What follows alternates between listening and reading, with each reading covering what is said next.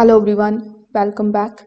In this video, I'm going to show you how to connect AMP to TradingView in 2026. For that, first of all, you need to open your web browser. Over here in the search bar, simply search for tradingview.com. When you are here on TradingView, simply log in here with the help of your email address if you haven't already.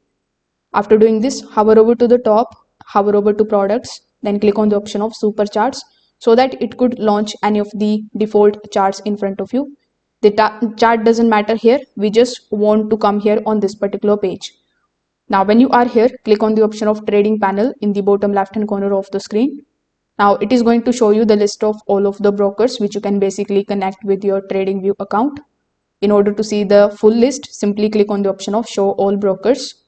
Now, among this particular brokers list, we need to see whether AMP is available here or not. So you can use the search bar on the top right hand corner. Afterwards, simply type AMP.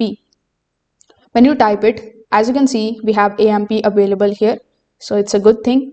Simply click on its icon. Then you will see a pop-up just like this one. Now here you need to select whether you want to log in your live account of AMP or a demo account. So after choosing the options, simply click on the option of connect.